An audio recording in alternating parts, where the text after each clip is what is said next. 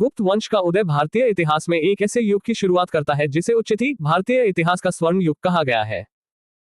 इस वंश ने न केवल राजनीतिक स्थिरता और साम्राज्य विस्तार किया, बल्कि प्रशासन, अर्थव्यवस्था, धर्म, कला, साहित्य, विज्ञान और सामाजिक जीवन के लगभग प्रत्येक क्षेत्र में उल्लेखनीय प्रगति की।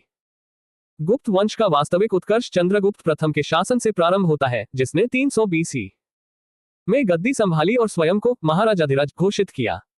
यह उपाधि इस तथ्य की द्योतक थी कि अब गुप्त शासक केवल एक स्थानीय सामंत नहीं, बल्कि एक स्वतंत्र, सार्वभौम और शक्तिशाली सम्राट बन चुका था। चंद्रगुप्त प्रथम का राजनीतिक महत्व लिच्छवी राजकुमारी कुमारदेवी से हुए विवाह से और भी बढ़ गया, क्योंकि इस वैवाहिक गठबंधन से गुप्तों को वैशाली क्षेत्र का समर्थन और प्रतिष्ठा प्राप्त हुई। इस विवाह की स्मृति में जारी किए गए सिक्कों पर चंद्रगुप्त और कुमारदेवी की संयुक्त प्रतिमा अंकित है, जो उस समय की राजनीतिक चेतना और वैवाहिक कूटनीति को दर्शाती है। चंद्रगुप्त प्रथम ने ही गुप्त संवत 319-300 BC की शुरुआत की, जो आगे चलकर उत्तर भारत में समय गणना की एक महत्वपूर्ण प्रणाली बन गया। इतिहासकारों के अनुसार चंद्रगुप्त प्रथम गुप्त वंश के तीसरे शासक अवश्य थे, किंतु वे पहले स्वतंत्र और शक्तिशाली शासक थे, इसलिए उन्हें गुप्त साम्राज्य का वास्तविक संस्थापक माना जाता है। चंद्रगुप्त प्रथम के बाद उसका पुत्र समुद्रगुप्त 335 में गुप्त साम्राज्य की गद्दी पर बैठा। समुद्रगुप्त न केवल एक महान विजेता था, बल्कि वह एक कुशल प्रशासक, विद्वान और कला प्रेमी शासक भी था। उसके शासनकाल की सबसे महत्वपूर्ण जानकारी प्रयाग प्रशस्ति या इलाहाबाद स्तंभ लेख से प्राप्त होती है, जिसकी रचना उसके दरबारी कवि हरिशेन ने की थी। इस अभिलेख में समुद्रगुप्त की सैन्य विजयों, प्रशासनिक क्षमताओं, धार्मिक नीति और व्यक्तिगत गुणों का विस्तृत वर्णन मिलता है।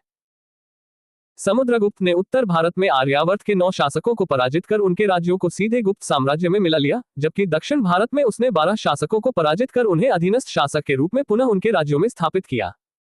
इस नीति से समुद्रगुप्त ने एक ओर साम्राज्य का विस्तार किया और दूसरी ओर प्रशासनिक बोझ को नियंत्रित रखा। इन्हीं व्यापक और सुनियोजित विजयों के कारण इतिहासकार V.A. स्मिथ ने समुद्रगुप्त को भारत का नेपोलियन कहा।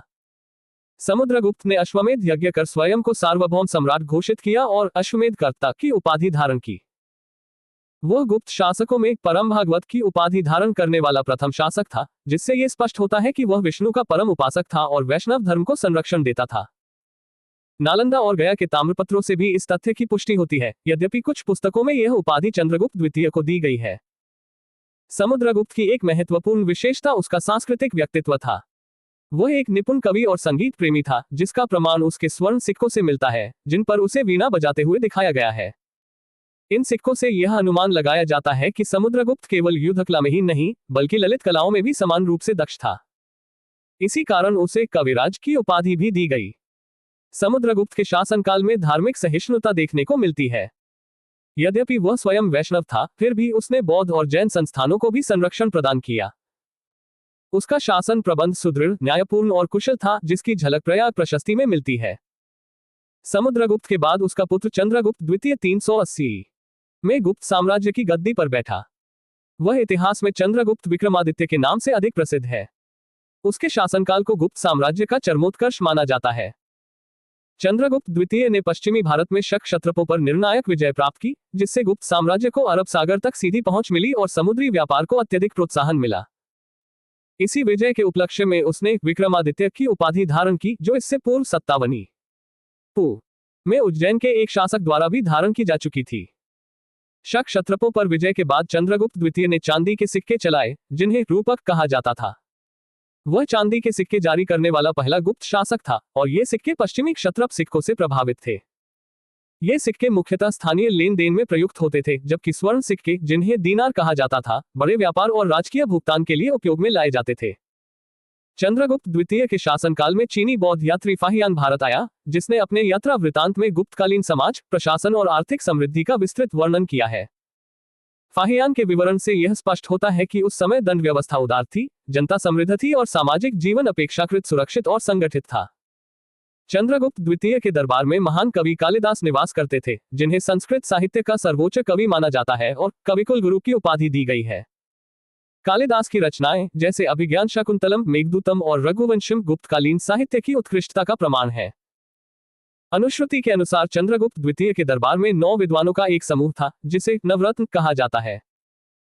इस समूह में कालिदास, अमर सिंह, धन्वंतरी, वरामिहिर, वररुचि, क्षपनक, शंकु, वेतलभट्ट और हरिसेन जैसे विद्वान शामिल थे। अमर सिंह ने अमरकोश की रचना की, जो संस्कृत का एक अत्यंत महत्वपूर्ण शब्दकोश है। धन्वंतरी को आयुर्वेद और शल्य चिकित्सा का प्रवर्तक माना जाता है। वराहमिहिर खगोल विज्ञान और ज्योतिष के महान विद्वान थे, जबकि वररुचि व्याकरण के क्षेत्र में प्रसिद्ध थे। चंद्रगुप्त द्वितीय के शासनकाल में पाटलिपुत्र और उज्जयिनी विद्या और संस्कृति के प्रमुख केंद्र बन गए। उसके सांधिविग्रहिक सचिव वीरसेन शैव मतावलंबी था और उसने उदयगिरी पहाड़ी पर शिव की पूजा के लिए एक गुफा का निर्माण करवाया। वीरसेन स्वयं व्याकरण, न्याय मीमांसा और शब्दशास्त्र का प्रकांड पंडित था, जिससे ये स्पष्ट होता है कि गुप्त प्रशासन में उच्च बौद्धिक स्तर के अधिकारी नियुक्त किए जाते थे। चंद्रगुप्त द्वितीय के बाद उसका पुत्र कुमारगुप्त प्रथम गद्दी पर बैठा, जिसने लगभग 415 से 455 तक शासन किया।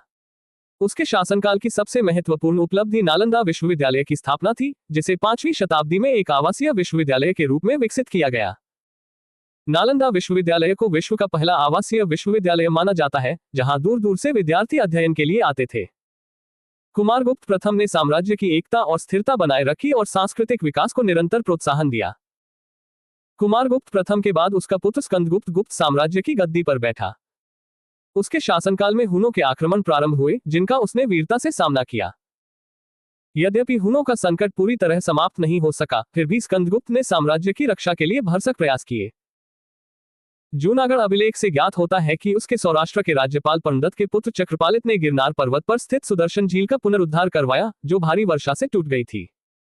यह घटना गुप्तकालीन प्रशासन की जनकल्याणकारी प्रवृत्ति को दर्शाती है। स्कंदगुप्त के बाद गुप्त साम्राज्य धीरे धीरे पतन की ओर बढ़ा और अंततः विष्णुगुप्त को गुप्त वंश का अंतिम शासक माना जाता है, जिसका शासनकाल लगभग 540 से 585 तक रहा। गुप्तकालीन प्रशासनिक व्यवस्था अत्यंत सुव्यवस्थित और विकेंद्रीकृत थी। साम्राज्य की सबसे बड़ी प्रादेशिक इकाई देश थी, जिसके शासक को गोप्ता कहा जाता था। इसके नीचे भूक्ति या प्रांत होते थे, जिनके शासक उपरिक कहलाते थे। भूक्ति के अंतर्गत विषय या जिला होता था, जिसका प्रमुख विषयप्ति कहलाता था। प्रशासन की सबसे छोटी इकाई ग्राम थी, जिसका संचालन ग्राम सभा द्वारा किया जाता था। ग्राम सभा का मुखिया ग्रामिक कहलाता था और अन्य सदस्य महत्तर कहलाते थे। पुलिस विभाग का मुख्य अधिकारी दंडपाशिक था, जबकि साधारण कर्मचारियों को चाट और भाट कहा जाता था। ग्राम समूहों की छोटी इकाई को पेट कहा जाता था। गुप्तकालीन अर्थव्यवस्था मुख्यतः कृषि पर आधारित थी। भू राजस्व कुल उत्पादन का लगभग 1/6 से 1/4 भाग होता था। भूमि को उसके उपयोग के आधार पर विभिन्न श्रेणियों में विभाजित किया गया था, जैसे क्षेत्र कृषि योग्य भूमि, वास्तु आवासीय भूमि, चरागाह भूमि, सिल अजोत भूमि और अपृहत जंगली भूमि। सिंचाई के लिए रहट या घंटी यंत्र का प्रयोग किया जाता था। गुप्त काल में विष्टि या बलात् श्रम को राज्य के लिए आय का एक स्रोत माना जाता था, जिसके अंतर्गत जनता को कर के बदले श्रम करना पड़ता था। व्यापार और वाणिज्य भी गुप्त काल में अत्यंत विकसित थे। उज्जैन एक प्रमुख व्यापारिक केंद्र था, जो उत्तर और दक्षिण भारत को जोड़ता था और रोमनों के साथ व्यापार का केंद्र था। व्यापारिक संगठनों को श्रेणी कहा जाता था, जिनके प्रधान को श्रेष्ठी या ज्येष्ठक कहा जाता था। गुप्त शासकों ने सर्वाधिक स्वर्ण मुद्राएं जारी की, जिन्हें दीनार कहा जाता था। इसके अतिरिक्त चांदी के सिक्के और तांबे के सिक्के भी प्रचलन में थे।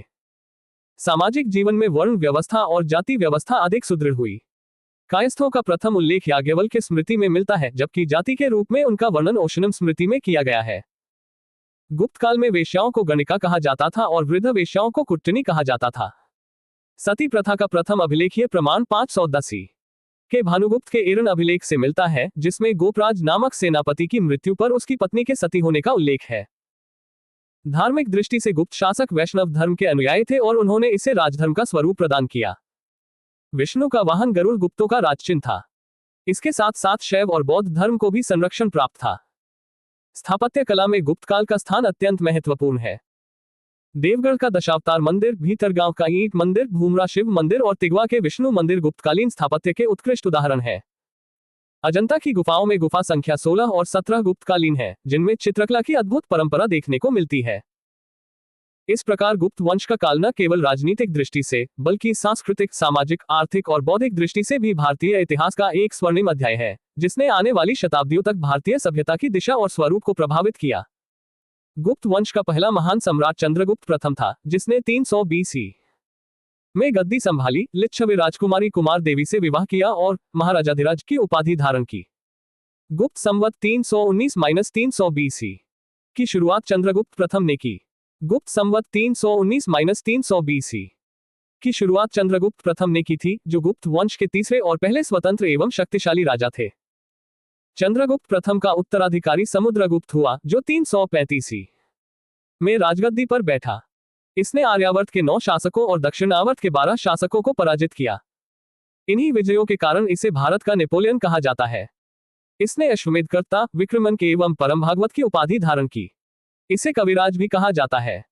चंद्रगुप्त प्रथम के बाद समुद्रगुप्त 335 में गुप्त साम्राज्य की गद्दी पर बैठा, जिसने आर्यावर्त के 9 और दक्षिणावर्त के 12 शासकों को हराया था, जिसके कारण उसे भारत का नेपोलियन कहा जाता है। समुद्रगुप्त भगवान विष्णु का उपासक था और उसने अपने शासनकाल में विष्णु की पूजा को बढ़ावा दिया।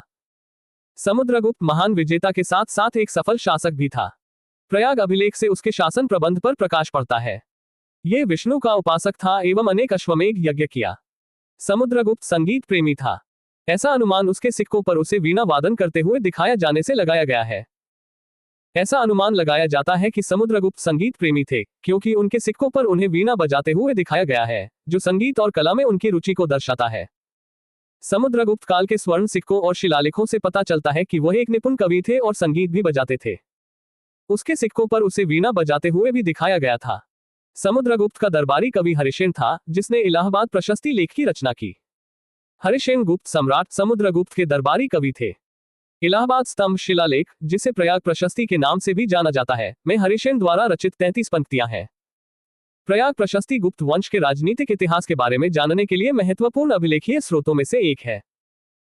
समुद्रगुप्त के दरबारी कवि हरिसेन ने ही इलाहाबाद प्रशस्ति लेख प्रयाग प्रशस्ति की रचना की थी, जो समुद्रगुप्त के शासनकाल और विजयों का वर्णन करता है। गुप्त शासकों में परम भागवत की उपाधि धारण करने वाला प्रथम शासक समुद्रगुप्त था। प्रथम गुप्त शासक जिसने परम भागवत की उपाधि धारण की, वह था नालंदा एवं गया के ताम्रपत्रों के अनुसार समुद्रगुप्त वो प्रथम गुप्त शासक था, जिसने परम भागवत की उपाधि धारण की थी। ज्ञातव्य है कि कुछ पुस्तकों में परम भागवत उपाधि धारण करने वाला पहला शासक चंद्रगुप्त द्वितीय बताया गया है। समुद्रगुप्त का उत्तराधिकारी चंद्रगुप्त II हुआ, जो 380 में राजगद्दी पर बैठा। इसके शासनकाल में चीनी बौद्ध यात्री फाहियान भारत आया। समुद्रगुप्त के बाद चंद्रगुप्त द्वितीय चंद्रगुप्त विक्रमादित्य 380 में राजगद्दी पर बैठा और उसके शासनकाल में चीनी बौद्ध यात्री फाहियान भारत आया था। शकों पर विजय के बाद चंद्रगुप्त द्वितीय ने चांदी के सिक्के चलाए, जो पश्चिमी क्षत्रप सिक्कों से प्रभावित थे, और वह चांदी के सिक्के जारी करने वाला पहला गुप्त शासक था। शकों पर विजय प्राप्त करने के बाद चंद्रगुप्त द्वारा चांदी के धातु के सिक्के चलाए गए तथा वह चांदी के सिक्के जारी करने वाले पहले गुप्त शासक थे, जिन्हें रूपक कहा जाता था। चंद्रगुप्त II ने विक्रमादित्य की उपाधि धारण की।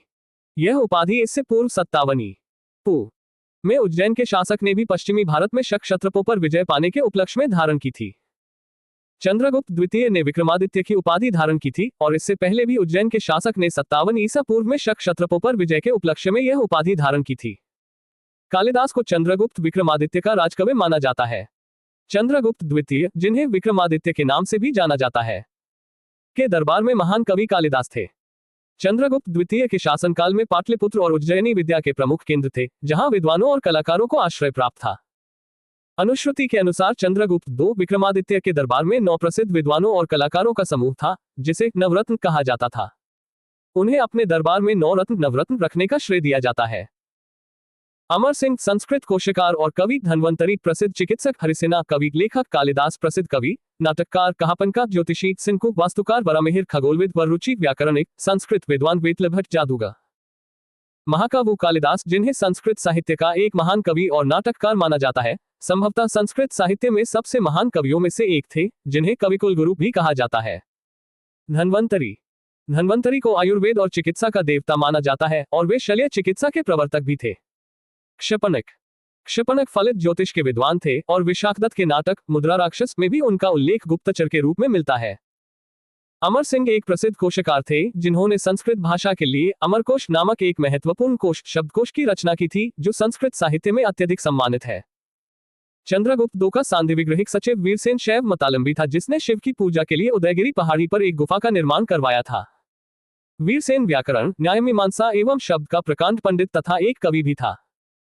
चंद्रगुप्त II के सांधिविग्रहिक संधि और युद्ध के अधिकारी वीरसेन शैव मतावलंबी थे, और उन्होंने शिव की पूजा के लिए उदयगिरी पहाड़ी पर एक गुफा का निर्माण करवाया था।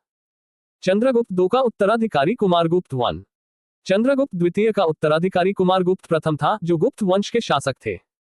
कुमारगुप्त प्रथम ने लगभग 415 से 455 तक शासन किया। नालंदा विश्वविद्यालय की स्थापना गुप्त वंश के शासक कुमारगुप्त प्रथम ने 5वीं शताब्दी में की थी। यह विश्वविद्यालय दुनिया का पहला आवासीय विश्वविद्यालय माना जाता है। दुनिया का पहला आवासीय विश्वविद्यालय, जिसकी स्थापना 427 में सम्राट कुमारगुप्त की उदारता से नालंदा में की गई थी और विद्वान भिक्षुओं और शिक्षकों की कर्तव्यनिष्ठा से इसे बनाए रखा गया था। कुमारगुप्त आए 399-455 के बाद गुप्त साम्राज्य की गद्दी पर स्कंदगुप्त 455-467 ने अधिकार किया, जो कुमारगुप्त का पुत्र था। स्कंदगुप्त के शासनकाल में उनके सौराष्ट्र के राज्यपाल परमदत्त के पुत्र चक्रपालित ने गिरनार पर्वत पर स्थित सुदर्शन झील का पुनरुद्धार करवाया था, जब भारी बारिश से झील का बांध टूट गया था। स्कंदगुप्त ने हुनों को पराजित करने के बाद सौराष्ट्र प्रांत में परमदत्त को अपना राज्यपाल गोप्ता नियुक्त किया था, ऐसा जूनागढ़ अभिलेख से पता चलता है। स्कंदगुप्त के शासनकाल में हुनों का आक्रमण शुरू हुआ था, हालांकि उन्होंने हुनों के आक्रमण को विफल करने की कोशिश की थी। विष्णुगुप्त को आमतौर पर गुप्त साम्राज्य का अंतिम शासक माना जाता है, जिसका शासनकाल लगभग 540 से 585 तक रहा। विष्णुगुप्त को गुप्त वंश के अंतिम शासक के रूप में जाना जाता है, हालांकि कुछ इतिहासकारों का मानना है कि स्कंदगुप्त गुप्त वंश का अंतिम महत्वपूर्ण शासक था। गुप्त साम्राज्य की सबसे बड़ी प्रादेशिक इकाई देश थी, जिसके शासक को गोपना कहा जाता था। एक दूसरी प्रादेशिक इकाई भुक्ति या प्रांत थी, जिसके शासक उपरिक कहलाते थे। गुप्त साम्राज्य को देश नामक बड़ी प्रादेशिक इकाइयों में विभाजित किया गया था, जिनके शासक गोपना कहलाते थे, जबकि भुक्ति या प्रांतों के शासक उपरिक कहलाते थे। भुक्ति के नीचे विषय या जिला नामक प्रशासनिक इकाई होती थी, जिसके प्रमुख विषयप्ति कहलाते थे। पुलिस विभाग के साधारण कर्मचारियों को चाट एवं भाट कहा जाता था। पुलिस विभाग का मुख्य अधिकारी दंडपाशिक कहलाता था। प्रशासन की सबसे छोटी इकाई ग्राम थी। ग्राम का प्रशासन ग्राम सभा द्वारा संचालित होता था।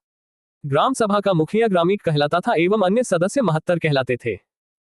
प्राचीन भारत में प्रशासन की सबसे छोटी इकाई ग्राम थी, जिसका प्रशासन ग्राम सभा द्वारा संचालित होता था। ग्राम सभा का मुखिया ग्रामिक कहलाता था और अन्य सदस्य महत्तर कहलाते थे। ग्राम समूहों की छोटी इकाई को पेट कहा जाता था। गुप्त शासक कुमारगुप्त प्रथम के दामोदरपुर ताम्रपत्र में भूमि बिक्री संबंधी अधिकारियों के क्रियाकलापों का उल्लेख है, जो स्थानीय प्रशासनिक पैटर्न के बारे में जानकारी का एक महत्वपूर्ण स्रोत है। भू राजस्व कुल उत्पादन का 1/4 भाग से 1/6 भाग हुआ करता था। गुप्त काल में विष्टि या बलात् श्रम राज्य के लिए आय का एक स्रोत, जनता द्वारा दिया जाने वाला एक प्रकार का कर माना जाता था। विष्टि को कर के बदले में श्रम करना पड़ा और इसलिए वह साप्ताहिक मजदूरी का हकदार नहीं था। किसी को भी बलात् श्रमिक के रूप में भेजा जा सकता था, न कि विशेष रूप से मजदूर के ज्येष्ठ पुत्र को ही। गुप्त काल में बलात् श्रम विष्टि को राज्य के लिए आय का एक स्रोत और जनता द्वारा दिया जाने वाला एक प्रकार का कर माना जाता था। आर्थिक उपयोगिता के आधार पर भूमि को विभिन्न प्रकारों में बांटा जा सकता है, जिनमें शामिल हैं कृषि भूमि, वन भूमि, औद्योगिक भूमि, आवासीय भूमि, वाणिज्यिक भूमि, परिवहन भूमि और अन्य विशेष उपयोग वाली भूमि। 1. क्षेत्र कृषि करने योग्य भूमि। 2. वास्तु वास करने योग्य भूमि। 3. चरागाह भूमि, पशुओं के चारा योग्य भूमि। 4. सिल ऐसी भूमि जो जोतने योग्य नहीं होती थी। 5. अपरहत ऐसी भूमि जो जंगली होती थी।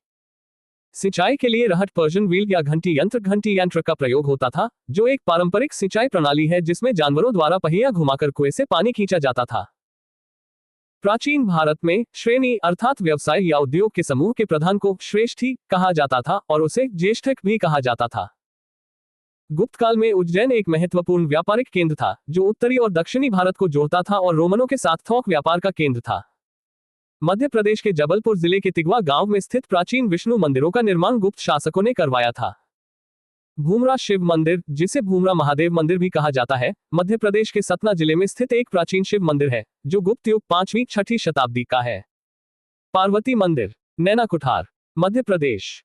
उत्तर प्रदेश के ललितपुर जिले के देवगढ़ में स्थित दशावतार मंदिर, भगवान विष्णु को समर्पित एक प्राचीन ईंट और पत्थर से बना मंदिर है, जो गुप्त काल की वास्तुकला का एक उदाहरण है। शिव मंदिर स्थान खोर नागौद, मध्य प्रदेश। उत्तर प्रदेश के कानपुर जिले में स्थित भीतरगांव का मंदिर गुप्तकाल 5वीं शताब्दी का ईंटों से बना एक प्राचीन मंदिर है, जो भारतीय ईंट मंदिरों का एक उत्कृष्ट उदाहरण है। लक्ष्मण मंदिर ईंटों द्वारा निर्मित। गुप्त राजाओं ने सर्वाधिक स्वर्ण मुद्राएं जारी की। इनकी स्वर्ण मुद्राओं को अभिलेखों में दीनार कहा गया है। गुजरात के बाद गुप्त राजाओं ने बड़ी संख्या में चांदी के सिक्के जारी किए, जो केवल स्थानीय लेन देन में चलते थे। गुप्त काल के दौरान सोने के सिक्कों को दीनार कहा जाता था। कुषाणों के बाद का सबसे महत्वपूर्ण राजवंश गुप्त था। गुप्त काल को भारतीय इतिहास का स्वर्ण युग कहा गया है। गुप्त राजाओं ने, विशेषकर चंद्रगुप्त द्वितीय ने, गुजरात के बाद बड़ी संख्या में चांदी के सिक्के जारी किए, जिन्हें रूपक कहा जाता था, जो स्थानीय लेन देन के लिए उपयोग किए जाते थे। कायस्थों का सर्वप्रथम वर्णन याज्ञवल्क्य स्मृति में मिलता है। जाति के रूप में कायस्थों का सर्वप्रथम वर्णन ओशनम स्मृति में मिलता है। कायस्थों का सर्वप्रथम वर्णन याज्ञवल्क्य स्मृति में मिलता है और जाति के रूप में उनका वर्णन ओशनम स्मृति में किया गया है। विंध्य जंगल में शबर जाति के लोग अपने देवताओं को मनुष्य का मांस चढ़ाते थे। विंध्य जंगल में शबर जाति, जिसे सावरा या शबर भी कहा जाता है, मुंडा जातीय समूह की एक आदिवासी जनजाति है जो मुख्य रूप से उड़ीसा और पश्चिम बंगाल में रहती है। पहली बार किसी के सती होने का प्रमाण 510 के भानुगुप्त के एरन अभिलेख से मिलता है, जिसमें किसी भोजराज की मृत्यु पर उसकी पत्नी के सती होने का उल्लेख है। 510 के भानुगुप्त के एरन अभिलेख में सती प्रथा के पहले अभिलेखीय साक्ष्य मिलते हैं, जिसमें किसी गोपराज नामक सेनापति की मृत्यु पर उसकी पत्नी के सती होने का उल्लेख है। अभिलेख का नाम भानुगुप्त का एरन अभिलेख। समय 510। स्थान एरन, मध्य प्रदेश। उल्लेख गोपराज नामक सेनापति की मृत्यु पर उसकी पत्नी के सती होने का उल्लेख। सती प्रथा का पहला अभिलेखीय साक्ष्य भानुगुप्त का एरन अभिलेख सती प्रथा का पहला अभिलेखीय साक्ष्य माना जाता है। भानुगुप्त गुप्त शासक था। गुप्त काल में वेश्यावृत्ति करने वाली महिलाओं को गणिका कहा जाता था। वृद्ध वेश्याओं को कुट्टनी कहा जाता था। गुप्त काल में वेश्यावृत्ति करने वाली महिलाओं को गणिका कहा जाता था, जो कला, साहित्य और संगीत में भी कुशल होती थी। कुट्टनी उन वेश्याओं को कहते थे जो वृद्ध हो जाती थी और जिन्हें वेश्यावृत्ति का अच्छा अनुभव रहता था। गुप्त सम्राट वैष्णव धर्म के अनुयायी थे तथा उन्होंने इसे राजधर्म बनाया था। विष्णु का वाहन गरुड़ गुप्तों का राजचिन्ह था। गुप्त काल में वैष्णव धर्म संबंधी सबसे महत्वपूर्ण अवशेष देवगढ़ जिला ललितपुर का दशावतार मंदिर है। यह बेतवा नदी के तट पर स्थित है। अजंता में निर्मित कुल 29 गुफाओं में वर्तमान में केवल 6 ही शेष हैं, जिनमें गुफा संख्या 16 एवं 17 ही गुप्तकालीन है। इसमें गुफा संख्या 16 में उत्कीर्ण मरणासन राजकुमारी का चित्र प्रशंसनीय है। अजंता में कुल 30 गुफाएं हैं, जिनमें से वर्तमान में 29 गुफाएं शेष हैं, जिनमें से गुफा संख्या 16 और 17 गुप्तकालीन है और गुफा संख्या 16 में